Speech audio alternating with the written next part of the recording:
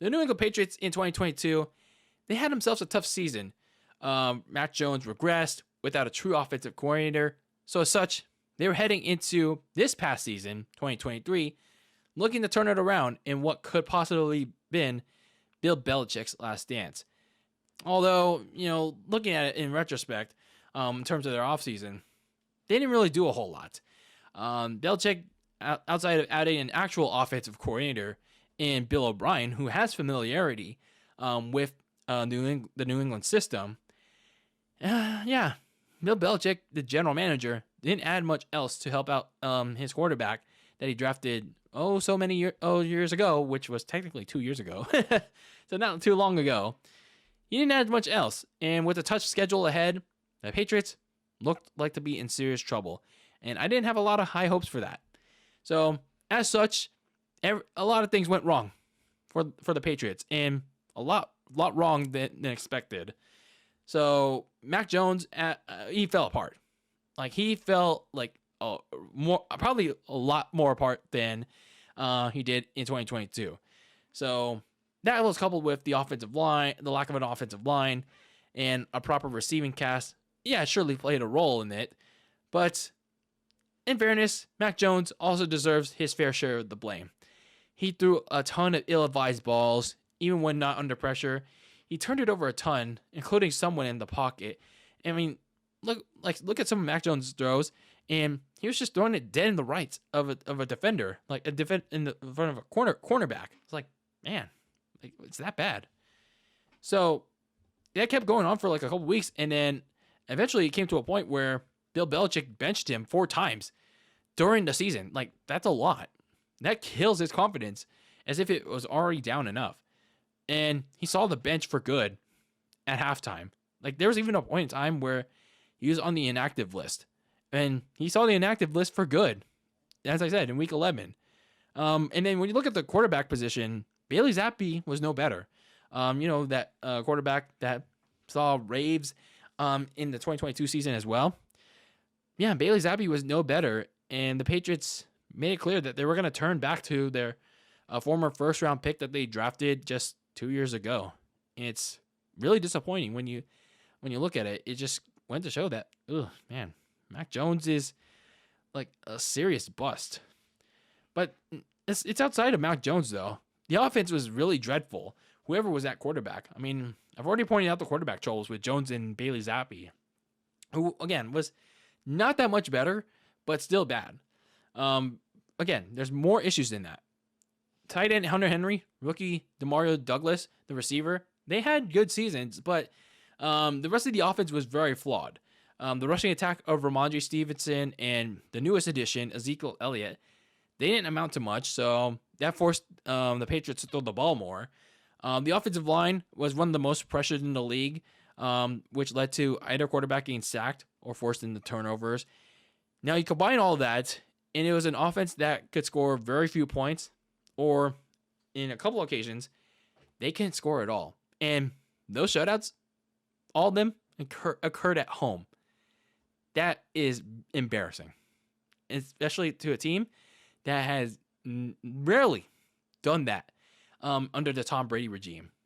And to do that, I think it's twice or 3 times in 1 year. Oof, that's bad. That is really bad. But for all their faults, there's some things that can be attributed to it as a positive, like their defense. Their defense has been and always been Bill Belichick's bread and butter. That unit that kept the team alive in games against contenders like the Dolphins, the Eagles, the Chiefs, the Bills. Speaking of the Bills, the Patriots managed to get one of their wins against that team midway through the season, so it wasn't all that bad. And you look at safety Jabril Peppers. He could be considered the MVP of that defense, if not the whole team, because of how well he played in coverage against opposing receivers, and he was a pretty good run defender for a defense that was heralded by not just Bill Belichick, by his son as well. And then look at rookie corner Christian Gonzalez. He looked primed for a good season with how well he played in coverage. It was just very unfortunate that he was lost very early in the season with 2 season-ending injuries. That's just rough. So, that's pretty much, yeah, it's pretty much your defense that has been very good. Everything else though is just like, man, that is just brutal. It was just painful to watch as they struggled to a 4-13 record. So not as brutal though of an ending for a way to go out for longtime head coach Bill Belichick, because he parted ways with the Patriots. Like, they came to a mutual decision to, hey, might as well cut the olive branch now, say our formal goodbyes now. So yeah, it's officially the end of an era. So along with Tom Brady, they led them to a dynasty of 6 Super Bowls. But man, after Tom Brady left for Tampa Bay, it's been a sinking ship since then. So yeah, he mutually parted ways with New England the Thursday after the season ended. And well, he's looking for his next journey. I don't think he's coaching anytime soon until probably next year. The Patriots, they found their immediate successor in former Patriots player and current linebackers coach, Jerod Mayo. So Jerod Mayo, he has a tall task on his hand. He has some tall shoes to fill that Bill Belichick left behind. So at least for Jerod Mayo, and I don't think they named a general manager at all, but someone's filling that position.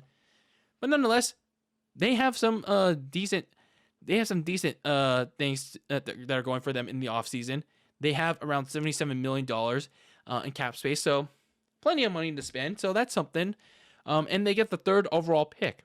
So by losing all those games, they now are in prime position to do what they want with it. Do they want a quarterback, or do they want to trade down, get a bunch of picks, and then go for what the best available need is? Looking at some of the key free agents, not too concerning. Any concerning ones, like tight end Hunter Henry and Mike Gesicki, who barely even played at all this year. Running back Ezekiel Elliott, safeties Jalen Mills and Kyle Duggar, and then linebacker Josh Uche. I'm not really sure who you would really re-sign out of all of them. Maybe Kyle Duggar, maybe. So looking at some of their team needs that they really need to address this offseason, I think the number one priority is that quarterback position. You got to make a decision on what you got to do at the most important position of the game. Do you want to give Mac Jones one last chance to show what he's got? I mean, yes, he's had 2 crappy seasons since he came into the league, like after his very solid rookie season. But then everything after that just rapidly started going down a hill. So do you want to give him one more shot, probably with a proper offensive coordinator that can really help him out and a younger head coach that can truly give him a chance? Or do you use the 3rd overall pick to, get that quarterback that will be under a head coach that probably wants their own QB, but nonetheless, Jerod Mayo has to make a decision at the quarterback position. Do you go with Mac Jones, or do you get your own quarterback? And then once you decide on that, you got to find a number 1 receiver in the draft. You got to rebuild that supporting cast around that quarterback, and that starts in the receiver position. So, rookie Demario Douglas, he played well, but I mean, obviously more help is needed at the position. I'm not too sure if Demario Douglas can be that number 1 guy on the receiving end, but you might as well use one of your draft picks to go and get a guy that you could scout and then draft later on when the day comes, especially a top one, because that Patriots receiving core is really lacking. And then you got to commit to building the offensive line. After having such a stout offensive line that protected Tom Brady all those years, and then Mac Jones' first year, the Patriots' offensive line has significantly turned for the worse.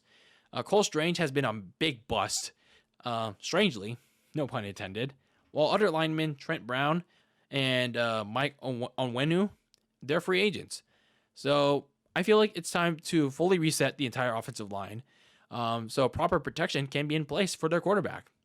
So very brutal way for the Patriots Bill Belichick era to end.